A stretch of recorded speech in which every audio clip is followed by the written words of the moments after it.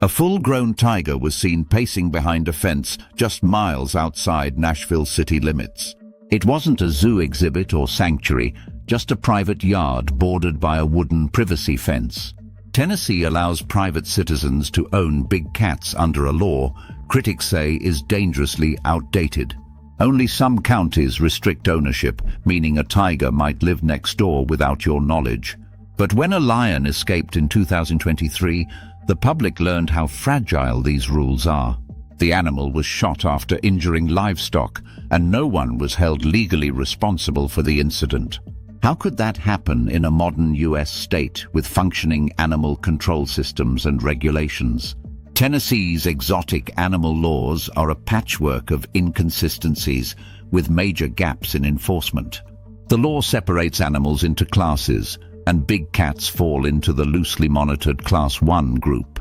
Class Y owners must get a permit, but oversight often stops after that paper is issued. There are fewer than 5 inspectors statewide monitoring hundreds of exotic animals housed on private properties. Some tigers live behind suburban homes, secured only by flimsy cages or homemade enclosures. Escape isn't rare. It's just rarely reported unless someone gets hurt or a video reaches the public online. One cougar broke free in Sevier County, causing panic at nearby schools and hiking trails. Law enforcement lacked proper training or tranquilizers, forcing them to shoot before sanctuary staff arrived. Animal rights groups say Tennessee's system prioritizes owners over public safety and animal welfare. Big cats suffer in isolation, pacing endlessly in cages meant for lawnmowers, not living creatures. They're often declawed illegally, underfed, or mentally broken by years of neglect or forced breeding. Despite this, permits are rarely revoked even after repeated complaints or documented animal suffering. Many facilities are roadside attractions, offering photo ops with cubs that will soon outgrow human contact. When cubs become unmanageable, some are euthanized, resold, or quietly disappear from official records. Tennessee has no central database to track where each big cat is or who owns it. Some counties require zero reporting, meaning you could live near a lion and never know. Sanctuaries are overwhelmed, taking in cats dumped by overwhelmed owners or seized after legal loopholes collapse. But these rescues cost thousands per cat, and most sanctuaries receive no help from the state. One facility outside Memphis houses 15 tigers rescued from failed private collections across the southeast.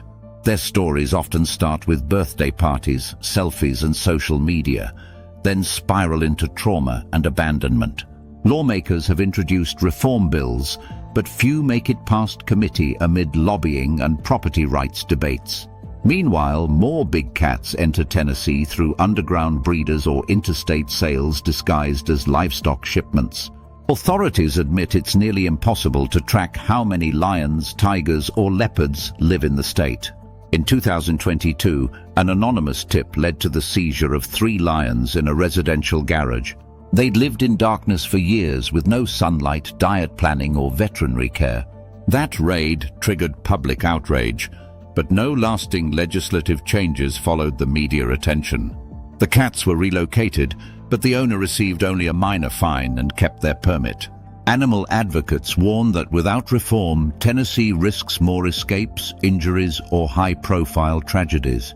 Big cats are apex predators, not companions, and regulating them like dogs invites danger to everyone involved.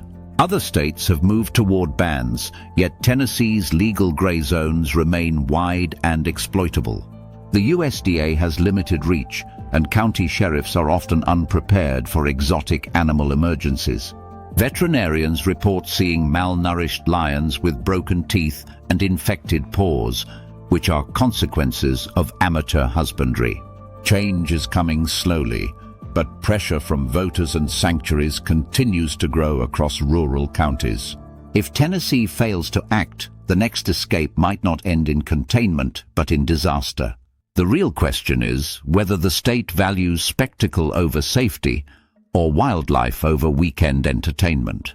Because once a tiger leaps a fence, no one cares about legal classifications, only survival and consequences.